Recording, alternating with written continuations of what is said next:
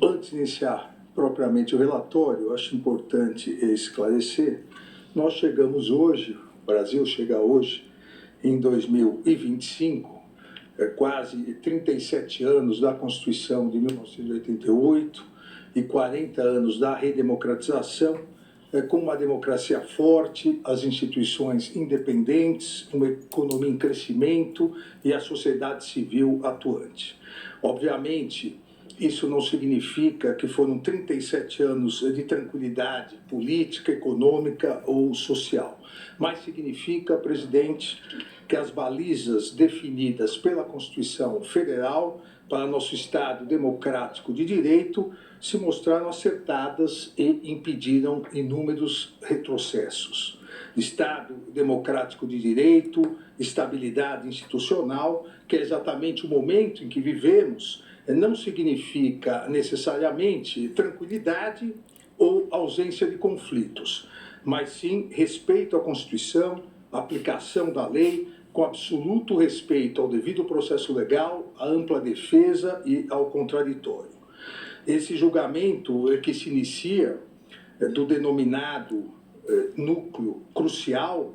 pela Procuradoria-Geral da República é mais um desdobramento do legítimo exercício pelo Supremo Tribunal Federal de sua competência penal conferida pelo legislador constituinte em 1988, em que pese, obviamente, a sua importância, segue exatamente o mesmo rito processual, o mesmo respeito ao devido processo legal que esse Supremo Tribunal Federal vem seguindo já nas 1.630 ações penais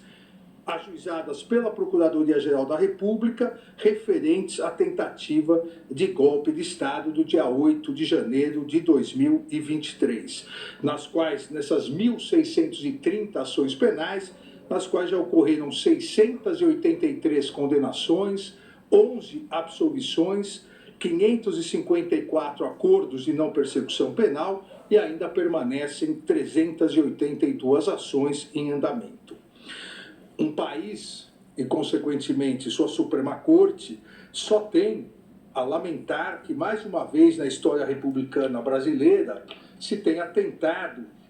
como esse Supremo Tribunal Federal já reconheceu em 683 condenações, e os próprios réus confessaram em outros 554 acordos de não persecução penal, o país e a Suprema Corte só tem a lamentar que na história republicana brasileira se tenha novamente tentado um golpe de Estado, atentando-se contra as instituições e a própria democracia, pretendendo-se a instalação de um estado de exceção e uma verdadeira ditadura. A sociedade brasileira e as instituições mostraram sua força, mostraram sua resiliência, e em que pese a lamentável manutenção de uma nociva, radical e violenta polarização política com tristes reflexos, todos nós, brasileiros e brasileiras, devemos afastar com todas as nossas forças e empenho a tentativa de qualquer quebra da institucionalidade.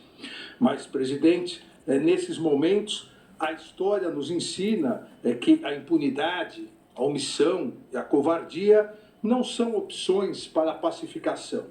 pois o caminho aparentemente mais fácil, e só aparentemente, que é da impunidade, que é da omissão, deixa cicatrizes traumáticas na sociedade e corrói a democracia, como, lamentavelmente, o passado recente do Brasil demonstra. A pacificação do país, que é o desejo de todos nós, a pacificação do país depende do respeito à Constituição, da aplicação das leis e do fortalecimento das instituições, não havendo possibilidade de se confundir a saudável e necessária pacificação com a covardia do apaziguamento, que significa impunidade e desrespeito à Constituição Federal e mais, significa incentivo a novas tentativas de golpe de Estado. A missão desse Supremo Tribunal Federal é analisar as acusações oferecidas pela Procuradoria-Geral da República, a partir das provas produzidas segundo o devido processo legal, a ampla defesa, o contraditório, como foi verificado na presente ação penal e será detalhado no relatório. Existindo provas acima de qualquer dúvida razoável, as ações penais serão julgadas procedentes e os réus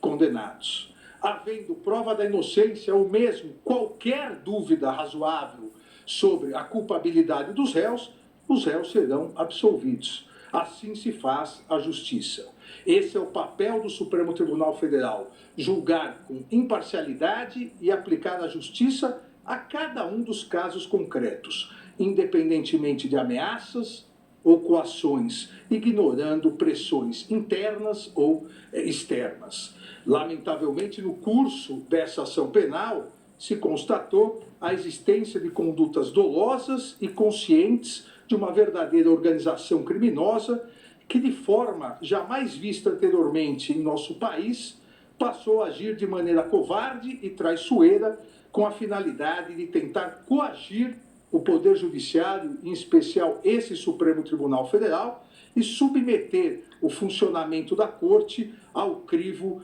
de outro Estado estrangeiro.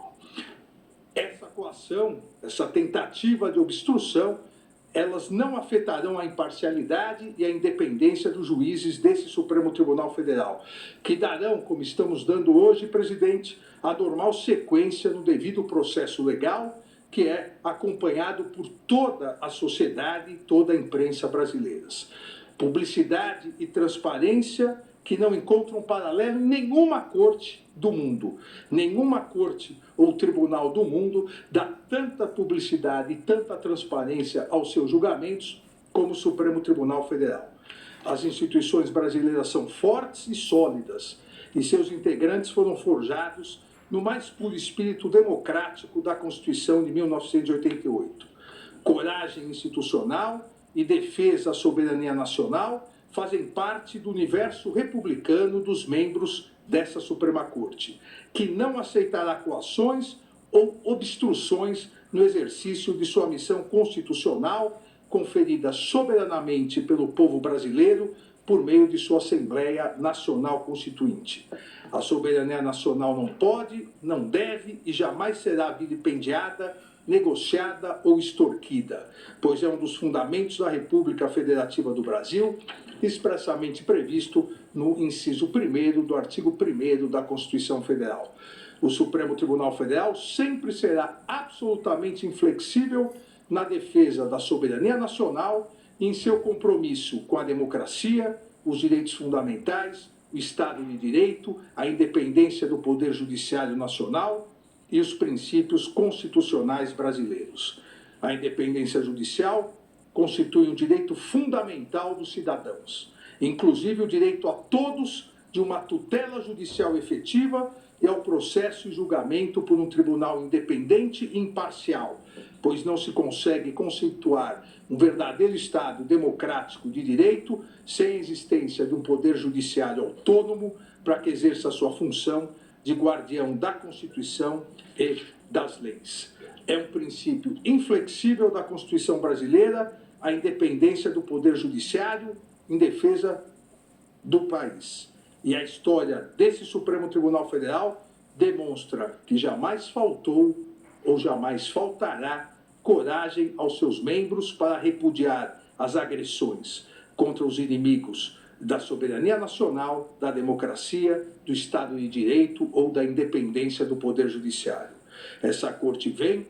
e continuará realizando sua missão constitucional e, em especial, nesse segundo semestre, realizará, e hoje iniciamos, o julgamento e as conclusões das importantes ações penais relacionadas à tentativa de golpe de Estado de 8 de janeiro de 2023. Sempre dentro do devido processo legal, do respeito à ampla defesa e contraditório, inadmitindo qualquer ingerência interna ou externa na independência do Poder Judiciário.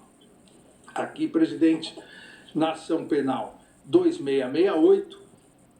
a ação penal instaurada a partir de denúncia oferecida pelo Procurador-Geral da República, integralmente recebida pela primeira turma do Supremo Tribunal Federal, em sessões realizadas nos dias 25 e 26 de março de 2025, em face de Alexandre Rodrigues Ramagem, Almir Garnier Santos, Anderson Gustavo Torres, Augusto Heleno Ribeiro Pereira, Mauro César Barbosa Cid, Paulo Sérgio Nogueira de Oliveira e Walter Souza Braga Neto, pela prática das condutas de organização criminosa armada, tentativa de abolição violenta do Estado Democrático de Direito, golpe de Estado, dano qualificado pela violência e grave ameaça contra o patrimônio público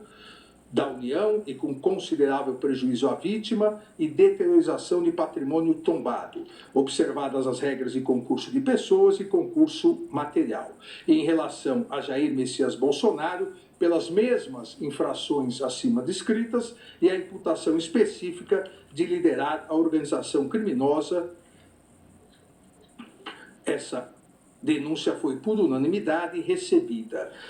Transcrevo no relatório, presidente, transcrevo a ementa que faço rápidas observações, principalmente porque foram as teses todas apresentadas pela defesa.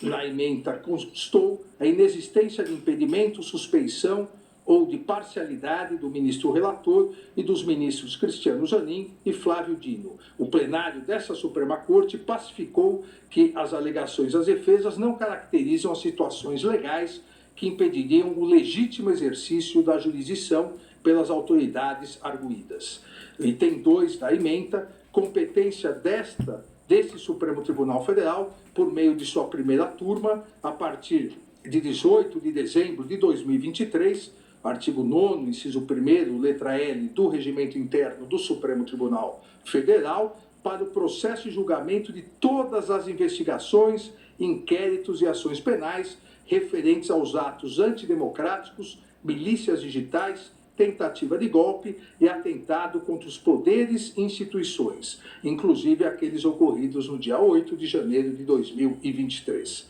Item 3, absoluto respeito ao devido processo legal,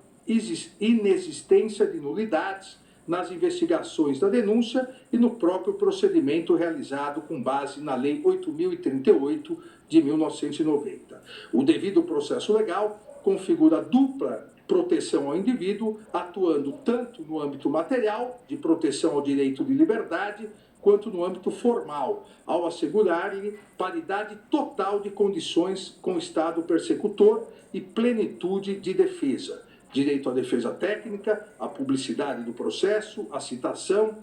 de produção ampla de provas, de ser processado e julgado pelo juiz competente, direito aos recursos, à decisão imutável e à revisão criminal. Item 4, inexistência de nulidade no prazo simultâneo para a apresentação das defesas prévias do artigo 4º da Lei 8.038 de 90. Ausência de previsão legal, inclusive com previsão de sigilo do acordo de colaboração premiada como regra até eventual recebimento da denúncia.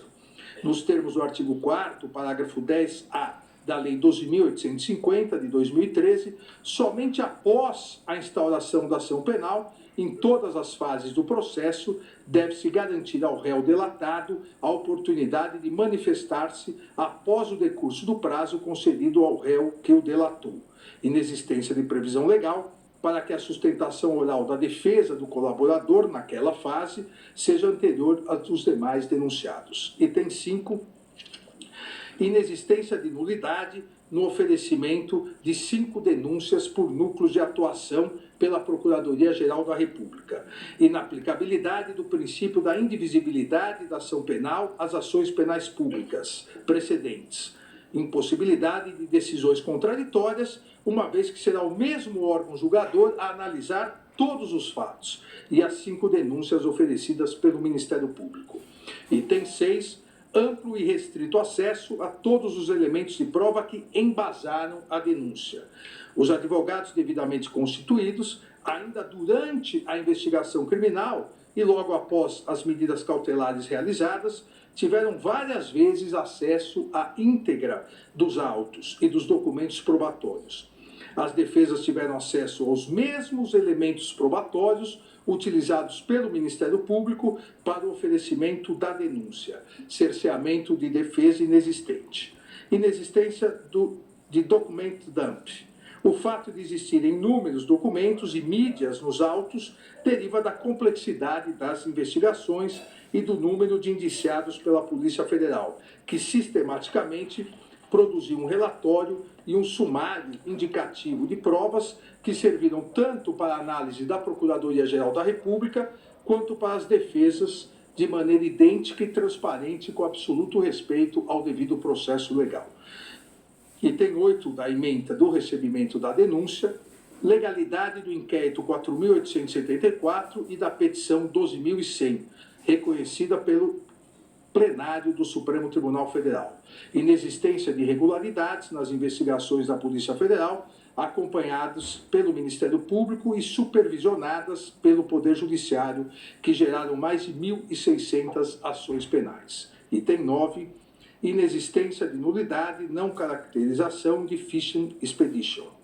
A hipótese dos autos, consubstanciada investigação iniciada para apurar a existência de milícias digitais atentatórias ao Estado Democrático de Direito e à independência das instituições, não se confunde com a chamada pesca probatória, que somente se caracteriza quando se pretende investigar genericamente algumas pessoas e não fatos, de maneira especulativa, ou seja, obter qualquer dado aleatório, independentemente da investigação instaurada ou infração penal existente. Não se pode confundir uma detalhada e complexa investigação com a ilegal pesca probatória.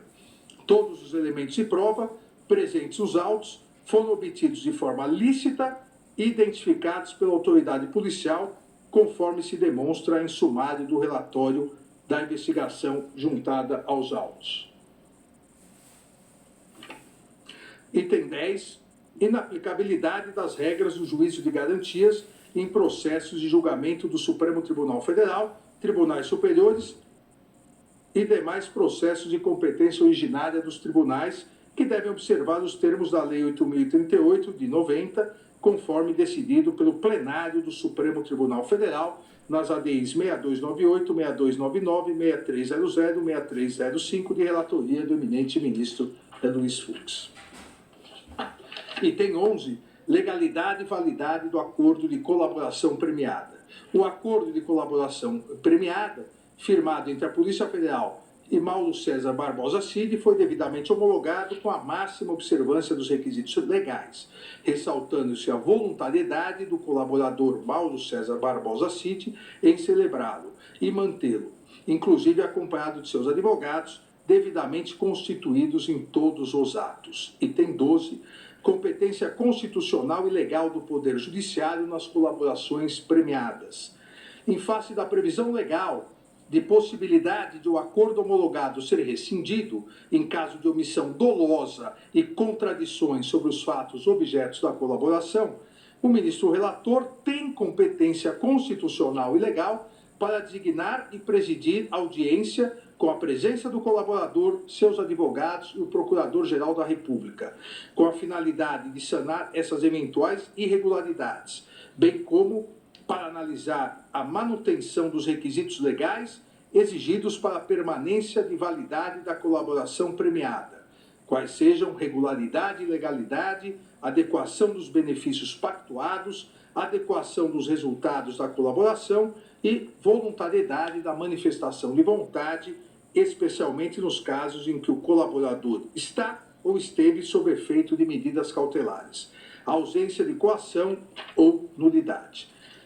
Item 13 da ementa do recebimento da denúncia, denúncia apta, presença dos requisitos do artigo 41 do Código de Processo Penal, demonstração nos autos de provas da materialidade e indícios de autoria dos crimes de organização criminosa armada, tentativa de abolição violenta do Estado Democrático de Direito, dano qualificado pela violência e grave ameaça contra o patrimônio da União e considerável prejuízo para a vítima, deteriorização do patrimônio tombado, observadas as regras de concurso de pessoas e do concurso material. Inexistência de inépcia da denúncia, que expõe de forma compreensível e coerente os fatos e todos os requisitos exigidos, permitindo aos acusados a compreensão da imputação e, consequentemente, o pleno exercício de seu direito de defesa. Justa causa para ação penal.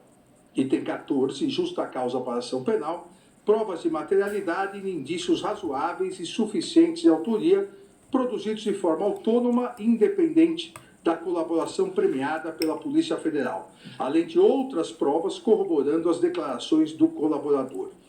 Existência de justa causa para a instauração da ação penal, analisada a partir de seus três componentes: tipicidade, punibilidade e viabilidade, de maneira a garantir a presença de um suporte probatório mínimo a indicar a legitimidade da imputação e se traduz na existência no inquérito policial ou nas peças de informação que instruem a denúncia de elementos sérios e idôneos que demonstram a materialidade do crime e os indícios razoáveis de autoria. Recebida a denúncia por unanimidade, nesses termos da ementa, todo o material probatório relacionado à investigação foi disponibilizado aos ministros da primeira turma em 11 de março de 2025 em HD externo. Posteriormente, em 18 de setembro de 2025, novamente foi disponibilizado a totalidade, aos ministros da primeira turma, a totalidade do acervo probatório, bem como as peças produzidas pela Procuradoria-Geral e pelas defesas por meio de link, de forma a facilitar a análise de toda a turma, como combinado com Vossa Excelência, Presidente. Também saliento que, em relação ao réu Alexandre Rodrigues Ramagem, em virtude da Resolução 18/2025 da Câmara dos Deputados, e conforme decisão dessa primeira turma, decisão unânime dessa primeira turma, foi determinado o prosseguimento da ação em relação às infrações penais de organização criminosa, tentativa de abolição violenta do Estado Democrático, golpe de Estado, em face da inaplicabilidade do parágrafo 3º do artigo 53 da Constituição Federal, em relação aos crimes praticados antes da diplomação do réu como deputado federal. E foi determinada a suspensão parcial da ação penal 2668, com a consequente suspensão da prescrição em relação aos dois crimes imputados ao réu Alexandre Ramagem, praticados após a diplomação como deputado: o dano qualificado pela violência e grave ameaça contra o patrimônio da União e a deteriorização de patrimônio tombado. Também aqui no relatório que disponibilizei a Vossas Excelências, transcrevo a emenda. Em 11 de abril de 2025, determinei a citação e notificação dos réus, bem como determinei a manifestação dos réus delatados, agora sim, uma vez instaurada a ação penal, após o decurso de prazo concedido ao réu delator, Mauro César Barbosa Cid. Todos os corréus foram devidamente citados, notificados e apresentaram defesas prévias no prazo legal. Em 30 de abril de 2025, rejeitei as preliminares arguidas pelas defesas dos réus, indeferi o requerimento de absolvição sumária formulado por Anderson Gustavo Torres e Paulo Sérgio Nogueira de Oliveira, bem como afastei essa mesma absolvição sumária em relação aos demais réus. Deferi ainda a oitiva das testemunhas arroladas pela defesa, e em relação ao réu Anderson Gustavo Torres, determinei que indicasse qual a relação das testemunhas arroladas em cada um dos crimes imputados. Isso foi feito posteriormente e as testemunhas foram admitidas. Indeferi o pedido para oitiva de Silvinei Vasques, arrolado pela defesa de Anderson Gustavo Torres, por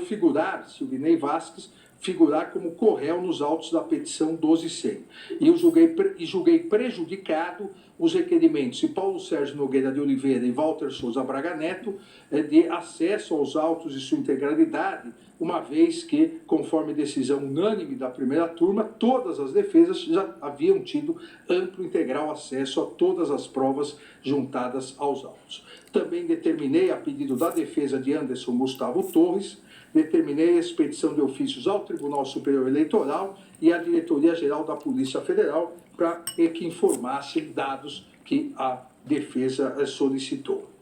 Também determinei à Polícia Federal que indicasse o melhor procedimento para que as partes tivessem acesso ao material apreendido durante as investigações e não utilizado pela Procuradoria-Geral da República para o oferecimento da denúncia. Esse foi um pedido das defesas para que, eventualmente, pudessem analisar provas não utilizadas na denúncia, mas que tivessem, eventualmente, alguma relação com os fatos tratados. A Polícia Federal foi intimada, foi oficiada para fornecer a melhor maneira de acesso. Em 7 de maio de 2025, após a manifestação da defesa de Anderson Gustavo Torres, deferi o requerimento, como disse, que encaminhasse os relatórios elaborados por peritos criminais no período eleitoral para que a defesa pudesse fazer uma perícia. Determinei ainda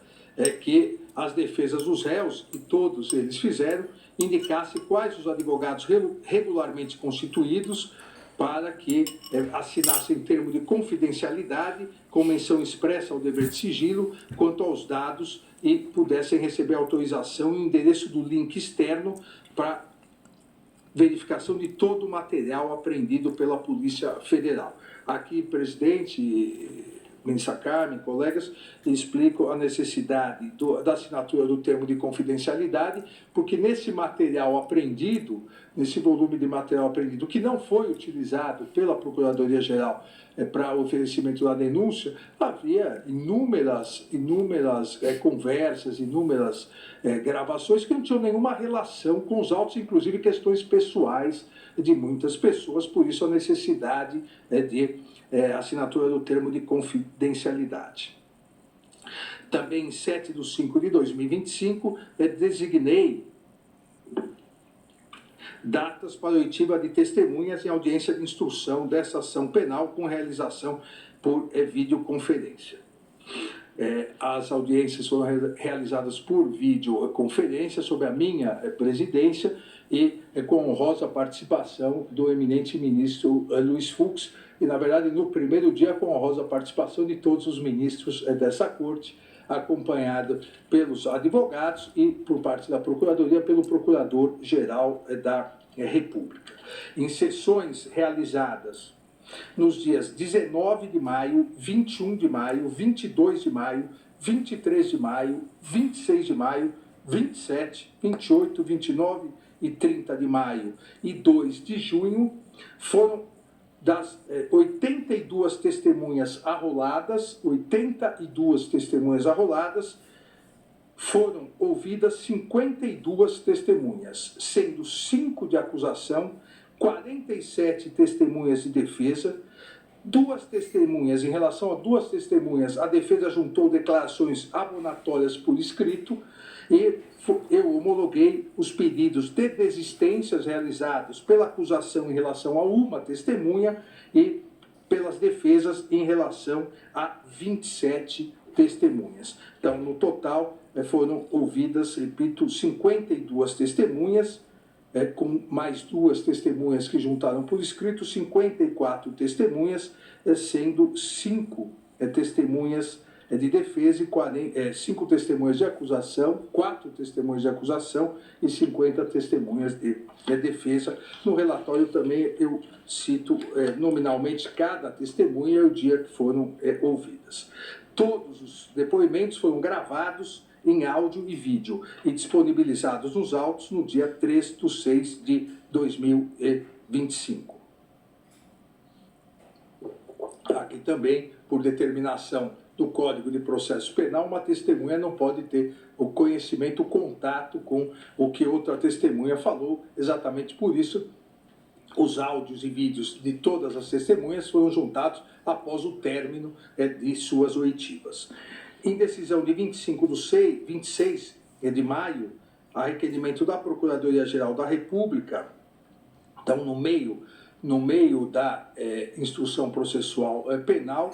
por pedido da Procuradoria-Geral da República, determinei a instauração de inquérito policial para apurar a conduta deletiva do deputado federal Eduardo Nantes Bolsonaro pelo crime de coação no curso do processo, obstrução de investigação da infração penal que envolva organização criminosa em virtude de coações e tentativa de obstrução à justiça realizadas em relação a essa ação penal 2668. Também no curso desse pedido, em virtude da tentativa de coação e obstrução da ação penal 2668, a pedido da Procuradoria-Geral, também determinei uma série de medidas cautelares. Entre os dias 9 de junho de 2025, às 14 horas, e 10 de junho de 2025, às 19 horas e 4 minutos, na sala de sessão da primeira turma do Supremo Tribunal Federal, foram interrogados todos os corréus, iniciando-se com o colaborador Mauro Cid e, na sequência, em ordem alfabética, os demais réus. Na mesma audiência do dia 10 de junho de 2025, encerrados os interrogatórios dos réus, determinei a intimação das partes para eventuais requerimentos e diligências complementares nos termos do artigo 402 do Código de Processo Penal e do artigo 10 da Lei 8.038 de 90, que rege o procedimento nos tribunais superiores.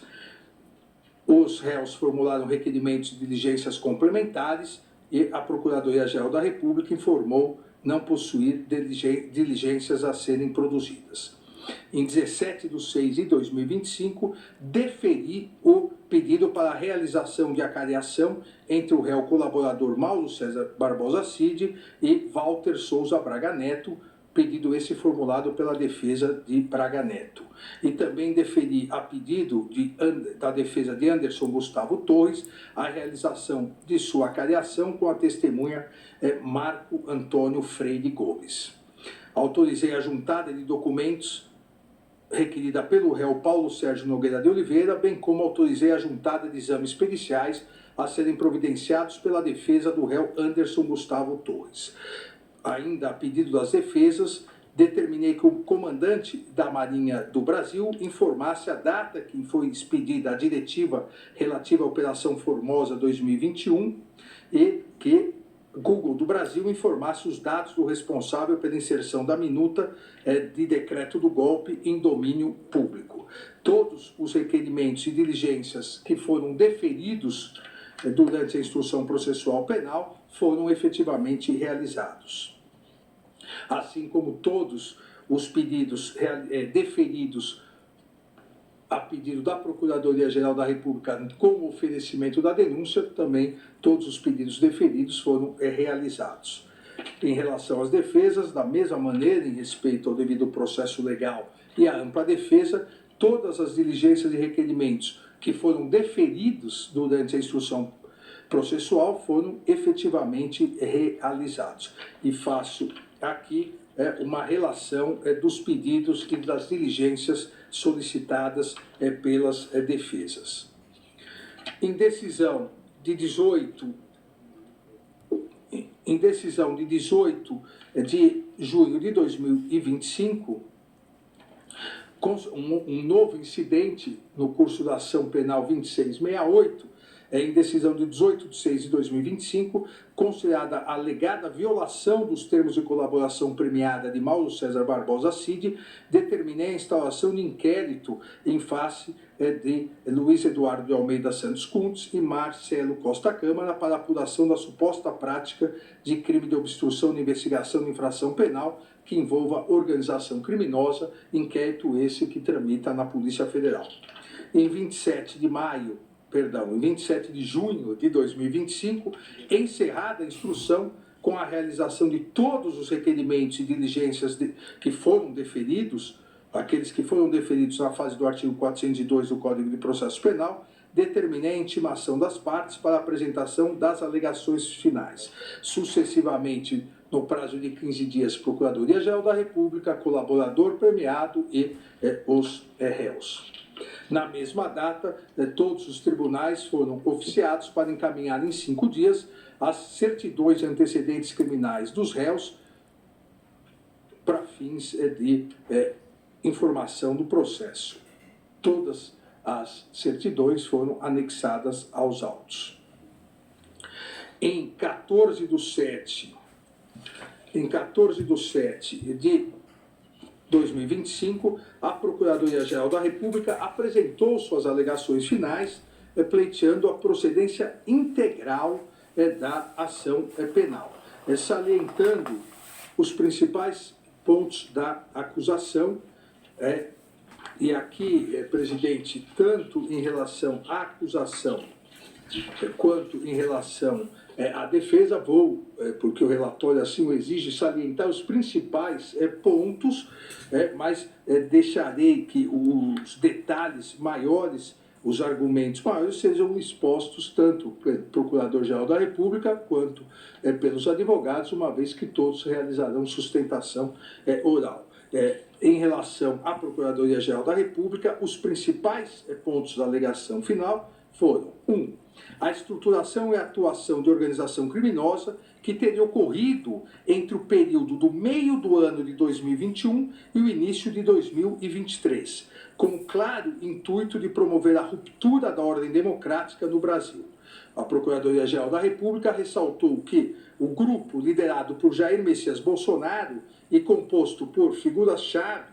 do governo, das Forças Armadas e de órgãos de inteligência, estruturou e executou o plano progressivo e sistemático de ataque às instituições democráticas, com a finalidade de prejudicar a alternância legítima de poder nas eleições de 2022 e minar o livre exercício dos demais poderes constituídos, especialmente do Poder Judiciário. Ainda salientou a Procuradoria-Geral da República que a organização criminosa liderada pelo ex-presidente da República, em conjunto com integrantes do alto escalão de governo e de setores estratégicos das Forças Armadas, estruturou e mobilizou de forma sistemática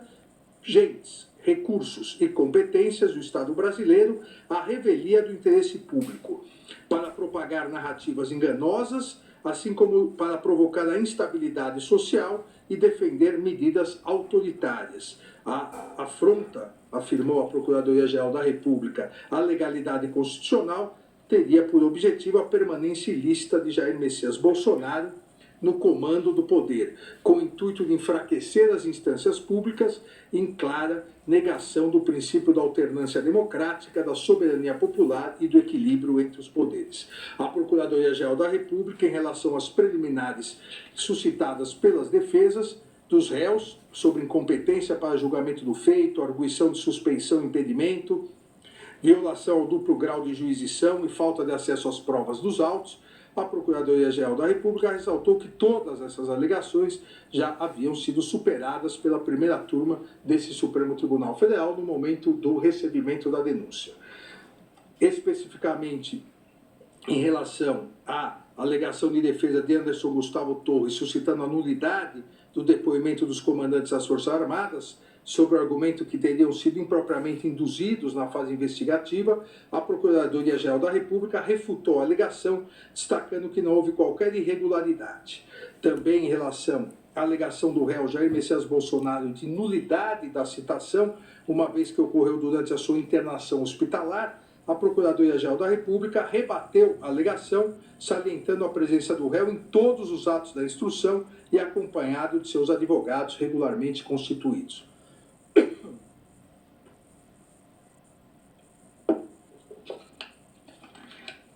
Ainda a Procuradoria-Geral da República alegou que a instrução processual reforçou a existência de todos os manuscritos, arquivos digitais, planilhas, discursos prontos e trocas de mensagens sobre o plano de ruptura da ordem democrática que haviam sido apreendidos pela Polícia Federal durante as investigações, como, por exemplo, o documento Operação 142. Da mesma forma, ressaltou a Procuradoria-Geral da República que as testemunhas ouvidas em juízo, principalmente os ex-comandantes do Exército e da Aeronáutica, confirmaram que lhes foram apresentadas minutas que decretavam medidas de exceção e não se ajustavam às hipóteses constitucionais e de consequências impensáveis no Estado Democrático de Direito, assim como confirmaram terem sido, disse a Procuradoria-Geral da República, pressionados a aderir ao plano golpista, inclusive sofrendo ataques virtuais. A Procuradoria-Geral da República afirmou ainda em suas alegações finais estarem configurados os crimes de golpe de Estado e restrição do livre exercício dos poderes constitucionais. Enquanto ao golpe de Estado, disse a Procuradoria-Geral da República, a materialidade delitiva foi comprovada pela sequência dos atos de ruptura com a normalidade do processo sucessório. A organização criminosa teria implementado narrativa enganosa visando descredibilizar publicamente o sistema eletrônico de votação, a partir do uso de recursos e agentes públicos e mobilizando integrantes das Forças Armadas do Estado brasileiro para prejudicar a livre manifestação da vontade popular, assim como para apoiar uma forma de gestão desvinculada do processo eleitoral após a derrota às urnas. A partir disso, a Procuradoria-Geral da República enumera as provas sequenciais e que, segundo o órgão acusador, confirmariam essa hipótese. Ainda a Procuradoria-Geral da República, em relação ao crime do artigo 359-L, passa a fazer uma cronologia a partir do dia 7 de setembro de 2021, de pronunciamentos na esplanada dos ministérios e na Avenida Paulista, inclusive salientando que o réu